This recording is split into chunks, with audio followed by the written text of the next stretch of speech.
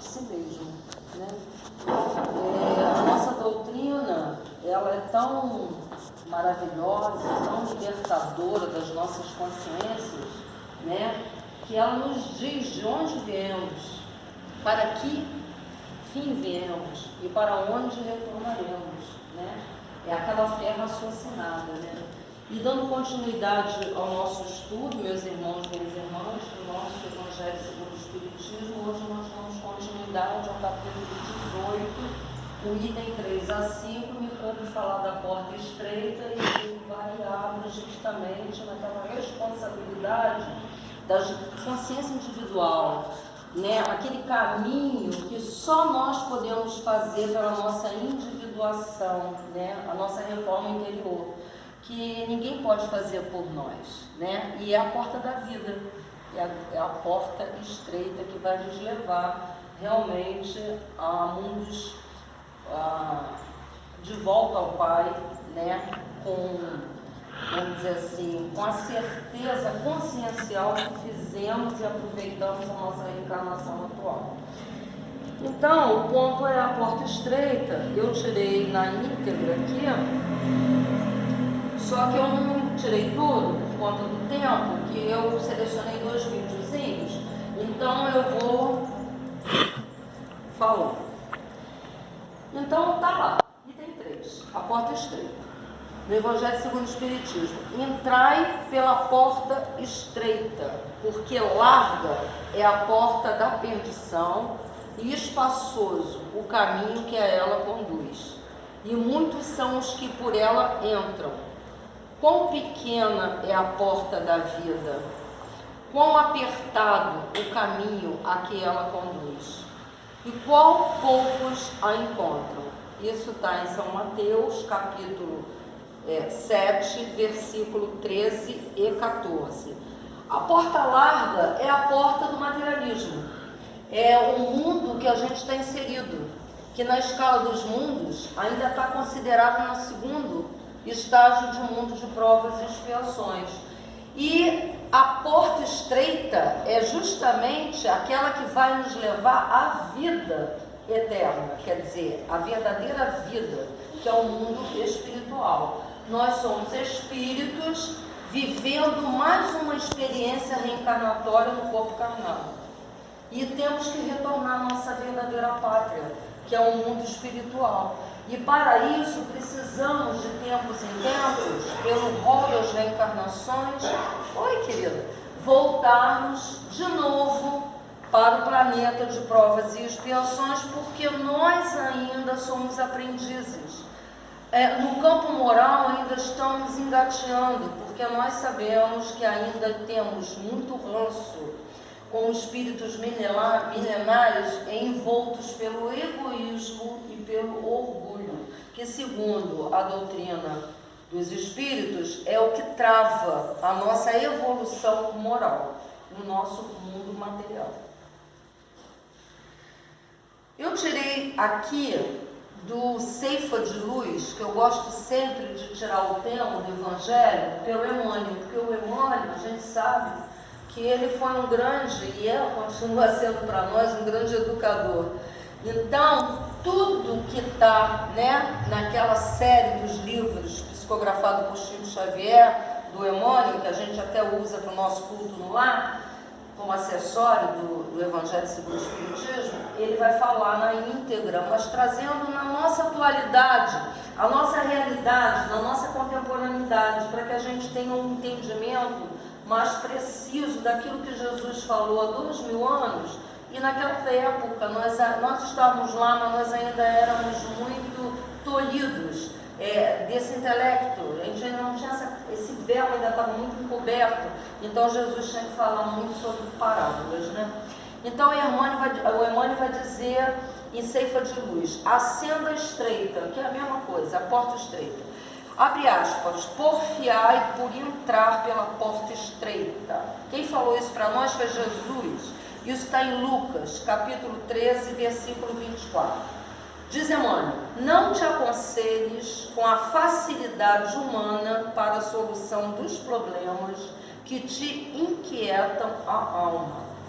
Realização, de trabalho. Vitória exige luta. A porta estreita, quando Jesus nos fala no Sermão da Montanha, na porta estreita, vamos para a nossa atualidade entender como esse processo de volta para si mesmo. O caminho que o homem tem que percorrer em busca da reforma íntima, como diz Joana de Ângeles.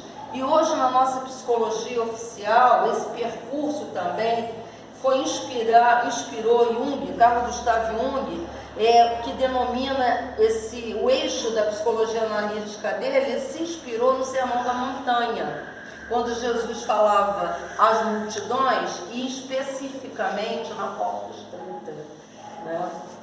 E a Joana de Ângeles nos traz como a reforma íntima. Continuando o livro Senda Estreita. Muitos jornadeiam no mundo na larga avenida dos prazeres efêmeros e esbarram no cipoal do tédio ou da intemperança quando não sucumbem sobre as farpas do crime. Ou seja, quem vive só no mundo e esquece a missão, a oportunidade que teve nessa nova reencarnação no corpo físico, para poder, em primeiro lugar, exemplificar de dentro para fora, né, o que nessa doutrina nos oferta como libertar as nossas consciências, porque nós sabemos que nós somos ainda muito devedores da lei do Pai e a do próximo. E quando a gente encarna, a grande maioria de nós esquece desse compromisso antes do nascimento e do mergulho de novo na carne. E aí o que acontece? A gente se deixa levar pelo maio, que os hindus chamam, que é a ilusão da matéria. E nos corrompemos com essa porta larga. E nos deixamos envolver por tudo que Mamon traz para nós. E não se pode servir a dois senhores, não é isso? Ou se serve a Deus ou se serve a Mamon. Porque se servir aos dois, a gente não vai eliminar o outro. Só que a nossa essência é a espiritualidade, é a imortalidade. A gente aceita a pluralidade dos mundos, a gente aceita que existe uma vida futura. E essa vida futura, elas têm que estar dentro de nós com a certeza inconteste das leis divinas que estão na nossa consciência. Para que a gente possa começar a sair do verbo, que é muito importante, o conhecimento, mas o Espiritismo tem as duas asas, o conhecimento e a moral do Cristo. Então a gente tem que botar também, tirar do verbo e colocar no cotidiano, na nossa vida diária, comigo, com Deus e com o próximo, né? Então, muitos se deixam levar pelas ilusões, aí se deixam levar pelos vícios de toda a ordem. Quando eu falo vícios de toda a ordem, gente, eu não estou falando só da bebida, do álcool, da maledicência, entende? Da inveja, sabe? Do sentimento de cobiça, do egoísmo, de querer tudo para si e não pensar nem um pouquinho, se colocar nem um pouquinho na condição do outro. E isso que esse mundo acaba estagnando, né? Nessas ilusões, o próprio ser.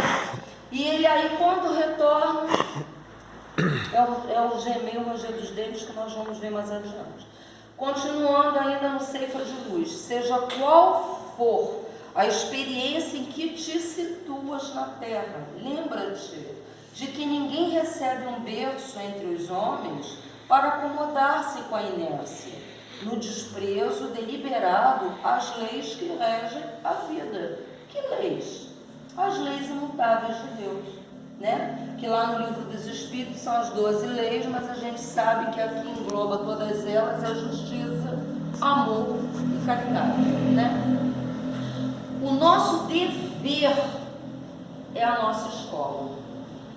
O planeta Terra é a escola abençoada que nos recebe, que nos acolhe no seu seio para que a gente tenha a oportunidade de várias reencarnações evoluirmos, até chegar um momento que nós façamos direitinho as orientações de Jesus, e quando a gente retornar, aí sim nós vamos retornar com a túnica nupcial, né? Porque nós fizemos, né, da nossa vida uma vida real, uma vida valorosa, uma vida amorosa.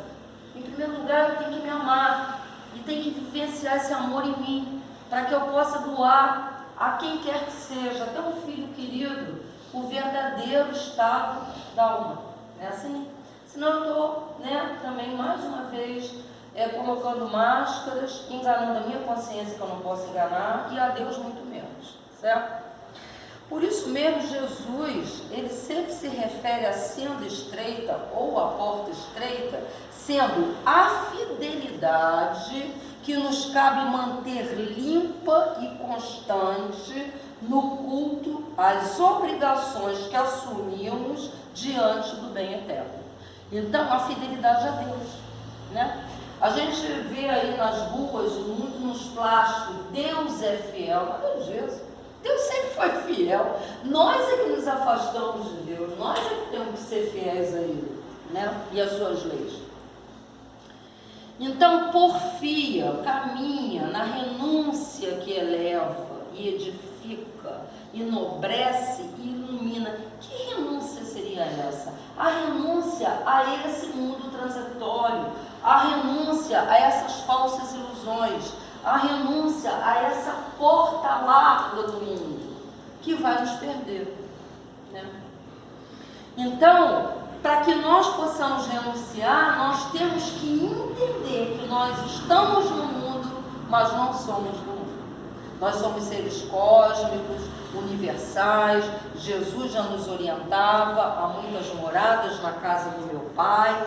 O Pai é o Criador do universo, segundo o Kardec, suprema inteligência, né, imaterial, onisciente, onipresente, amantíssimo. E as várias moradas são os vários planetas, as várias galáxias, enfim, um infinito do universo que não tem meio, que não tem fim, que nem tem alto, que nem tem baixo. A nossa pobre linguagem não consegue nem ainda ter esse entendimento, né, total dessa realidade aí. E em todas as... não desdenhe também a provação. Que provação, hein? As provas que eu tenho que passar. Cada um tem a sua, o seu, vamos dizer assim, a sua prova para poder o quê? Passar de ano, mas também para quê? Fazer o quê? Evoluir, mas evoluir fazendo o quê? Reparando a nossa conta com Ele, né? E Ele é tão amantíssimo que se nessa encarnação a gente já entrar na corrente do bem, já usar o amor como a tônica, como Jesus nos ensinou, o amor, ele consegue o quê? Driblar a multidão de pecados, porque para Deus, se a gente estiver de dentro para fora, exercitando esse amor e exercitando a caridade, se a gente deve 10, cai para 1%. Porque se eles contabilizam assim no mundo espiritual, não sei, mas por uma ação boa, a gente apaga mil pecados. Cobra a multidão de pecados. Esse é Deus, que só deseja a nossa felicidade, entendeu? Então, quando a gente aceita as nossas provas, a provação, com renúncia, entendendo que se eu estou passando por aquelas dificuldades, seja no campo do corpo físico, seja no campo das situações adversas, no campo profissional, qualquer problema, uma perda de um amor, que também deixa de ser um luto, uma perda de um ente querido, todos nós vamos ter que passar por essas situações. Primeiro porque nós estamos encarnados num mundo de provas e expiações que o mal domina.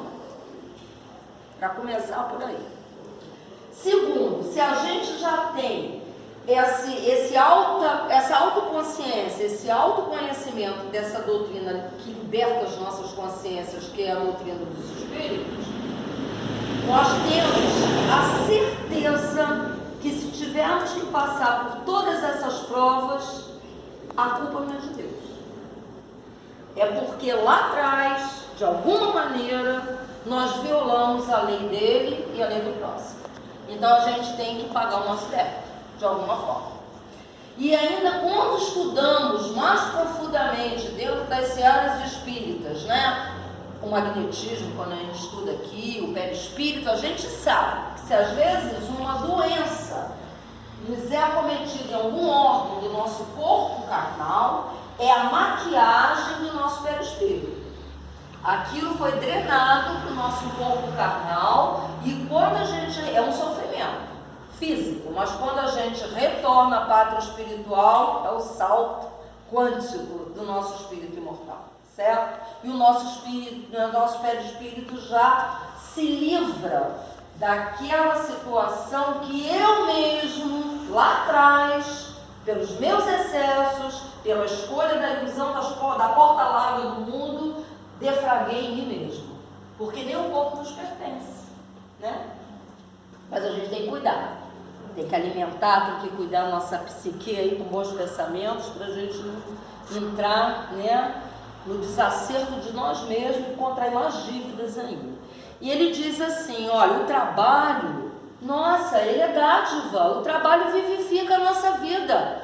O trabalho é esforço, o trabalho vai dar condições para mim adquirir, pela honestidade, pelo esforço, pela vontade, até as condições favoráveis que o mundo material me proporciona, pelo meu próprio esforço. Mas eu sei que eu sou usufruto só disso, eu não vou levar nada disso. Mas eu tenho que fazer desse trabalho uma coisa prazerosa e entender com gratidão que enquanto tantos às vezes querem e não têm, não é isso? E quantos de nós nos queixamos do nosso trabalho, né? A abnegação e o suor. O suor sempre vai ser em qualquer tarefa que eu empregue na minha vida física. Suor no sentido de trabalhar, de construir, de melhorar a pessoa. Mais importante, e segundo Joana de Anjos, isso não é egoísmo, isso é auto-amor, isso é auto-aceitação, isso é auto-descobrimento, saber quem sou, que eu sou um espírito, que estou numa passagem muito rápida aqui. Então eu tenho que aproveitar cada segundo, não é isso? O que é 1 minuto perante a eternidade? Hoje o ponto do Emmanuel nos esclareceu muito sobre isso aí. Olha o tempo, a gente tem que usar esse tempo de uma melhor forma, porque cabe a cada um de nós construir lá na nossa vida futura as sementes que eu estou jogando hoje, no aqui e agora, não é assim? Se eu me tornar uma pessoa melhor, é óbvio que quando eu retornar para a pátria espiritual, provavelmente eu já vou ter mais uma consciência logo do meu novo estado como espírito. Talvez eu reencontre lá os meus entes queridos logo no primeiro momento. Isso tudo são sementes que eu vou jogando aqui para poder colher lá no amanhã, na vida futura. E em todas as circunstâncias, recorda sempre que a porta larga é a paixão desregrada desse eu, e a porta estreita é sempre o amor intraduzível e incomensurável de Deus, né? É a porta da vida. Isso está em Emmanuel, foi escrito por Emmanuel, quer dizer, ditado por Emmanuel, psicografado por Francisco Xavier no livro Ceifa de Luz. E aí é isso aí, essa imagem, eu acho que ela também diz muita coisa, que nós estamos, vamos imaginar aqui, em busca do conhecimento, uma imagem assim, a gente nem visualiza aqui, nem o nosso corpo carnal, vamos já visualizar o nosso corpo espiritual, entende? Que é o que vamos levar. E ressaltando o nosso coração. O coração é aquilo, Jesus falou, né? O que Jesus falou? Que onde está o nosso tesouro, aí estará o nosso Olha coração. só. Olha só, e o coração simbolizando o que? O amor, né? Deus é amor, e Jesus veio trazer essa palavra divina por atitudes, por nos amar muito, né? E aí vem Jesus. Como os ensinamentos do Cristo podem nos ajudar a resolver os problemas do cotidiano? e aumentar a nossa saúde emocional. Nossa, ele é a bússola, ele é o guia, ele é o maior modelo. Cabe a nós começar a absorver e aprender esses conhecimentos doutrinários, mas botar na prática, mesmo que seja aos pouquinhos. Mas é importante colocar no dia a dia, não é? Exemplificar os ensinamentos do mestre. Aí sim, a gente vai, nós somos duais, nós estamos na matéria, ser inteiro, e teremos o ser, que é o nosso corpo espiritual, nosso perispírito, né, que é ainda encarnado, a gente chama de alma. Então, a gente tem que ter um equilíbrio entre o ser e o ter. O que elas fazem aqui, quando a gente está na grande maioria? Ter. A gente valoriza tanto o nosso corpo físico, né? E ele vai voltar lá para baixo da terra. Vai cirurgia plástica, vive na academia. Não é isso? Então é o narcisismo, né? Idolatra esse corpo. E o ser fica muito aquém. Olha a distância aqui. É por isso que hoje, dentro da ciência da alma, que é a psicologia, a depressão é considerada hoje a doença do céu. As pessoas se afastam do centro, que é Deus. E quando a gente se afasta, a gente adoece. Então, continuando o nosso ponto. Evangelho segundo o Espiritismo, no capítulo 18, nós vamos falar agora do item 4. Tendo-lhe alguém feito esta pergunta: Senhor, serão poucos os que se salvam? Respondeu-lhes ele: esforçai-vos por entrar pela porta estreita, pois vos asseguro que muitos procurarão transpô-la e não o poderão. Procurarão transpô-la quando retornarem à pátria espiritual. E aí? Não vão poder. Então, aí eu botei ali pontinhos, porque eu não falei o ponto todo, tá? Mas então haverá prantos e ranger de dentes, quando virdes que Abraão, Isaque, Jacó e todos os profetas estão no reino de Deus, e que vós outros sois dele expelidos. Virão muitos do Oriente e do Ocidente, do Setentrião e do meio-dia, que participarão do festim no reino de Deus. Lembra que a nossa irmã falou do festim das bodas? Na quarta-feira passada? É exatamente isso. Muitos foram convidados e muitos não quiseram, porque estavam mais preocupados, né, em abastecer-se das suas terras, das suas riquezas, é a porta larga, né? Até que no final foram os que vieram, foram estropiados, né? Ele foi buscando, né? E trazer para dentro do festim.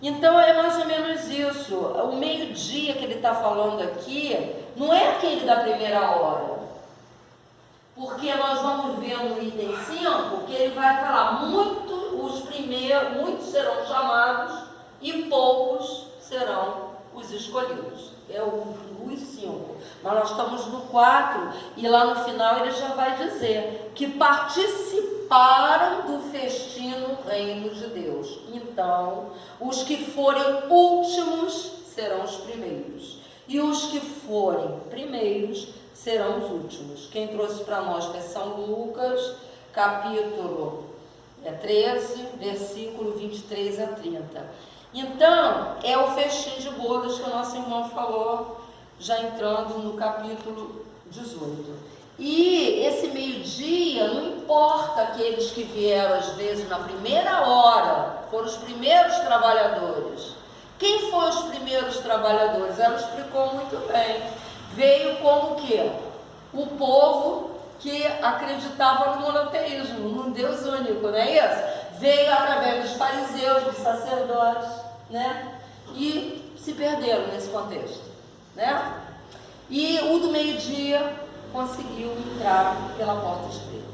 E aí a gente vai continuando. Larga, aí já é o 5, é a porta da perdição, porque são numerosas as paixões más, e porque o maior número envereda pelo caminho do mal. É estreita a da salvação, porque a grandes esforços sobre si mesmo é obrigado o homem que a queira transpor, para vencer suas más tendências, coisa a que poucos se resignam. É o complemento da máxima, abre aspas, muitos são chamados e pouco os escolhidos. Quando ele fala aqui a má tendência, a gente lembra também aquele capítulo que a gente estudou, Sede Perfeitos, quando ele fala dos bons espíritas. Kardec fala, o bom espírita é aquele que vence as suas más inclinações, não é isso? E persevera, né, para vencer a essas más condutas, más inclinações que a gente traz com ranço já em encarnações pretéritas, principalmente dentro da situação do egoísmo e do orgulho e da vaidade. Então, ele seguindo aqui, ó, ele vai dizendo, com a anterioridade da alma, eu acho que eu pulei. Não. Peraí, gente, eu acho que eu pulei um aqui. Peraí, vamos lá.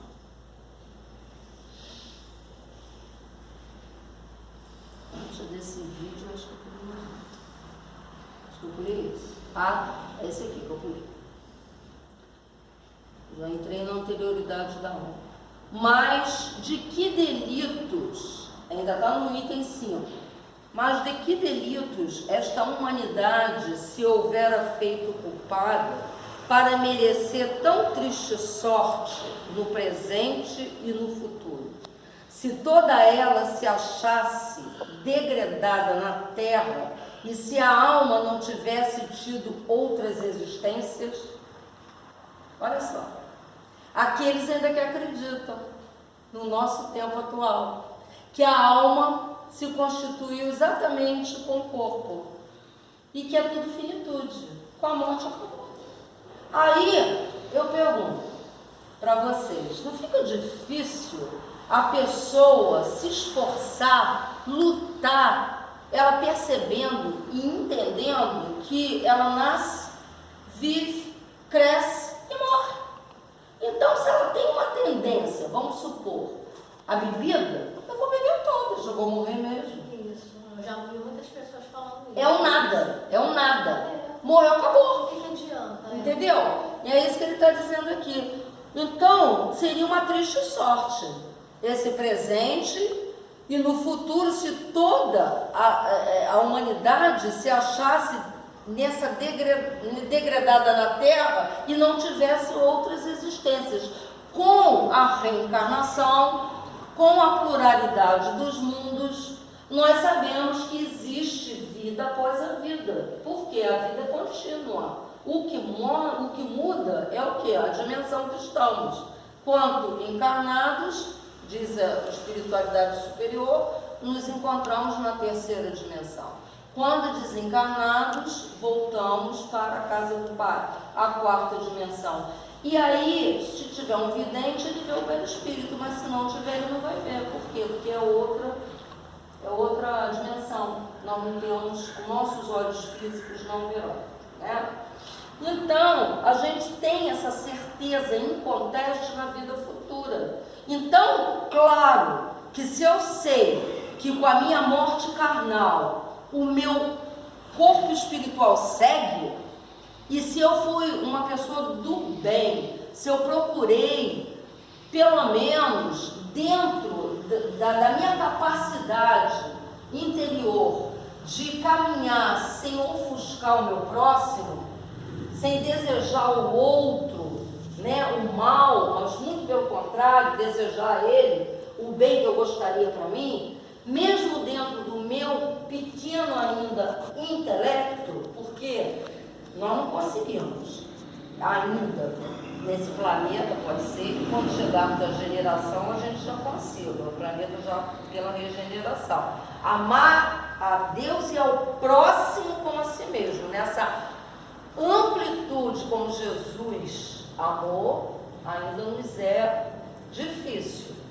Mas, por causa do orgulho da tal do egoísmo, mas nós já estamos no caminho, nós já temos o conhecimento. Então, para nós que seguimos as orientações da terceira revelação, que é a doutrina dos Espíritos, a responsabilidade é muito maior. Porque quando eu chegar do outro lado, eu não posso ter aquele desculpinho, eu não sabia. Sabia sim. Sabia sim. Só que eu não quis abdicar do quê? Das ilusões do mundo. Né? A porta lá. Certo? Então eu sabia. Eu sei que se eu exceder nos excessos dos vícios, eu vou contaminar o meu velho espírito. Né? Eu sei disso tudo. Então, não tem desculpa. Então ele vai dizendo aqui, por que tantos entraves postos diante de seus passos? Por que essa porta tão estreita que só a muitos poucos é dado transpor? Se a sorte da alma é determinada para sempre, logo após a morte. Então, é isso, não tem sentido para aqueles que acreditam na finitude com a morte do corpo físico. O esforço, se tornar uma pessoa melhor, abdicar da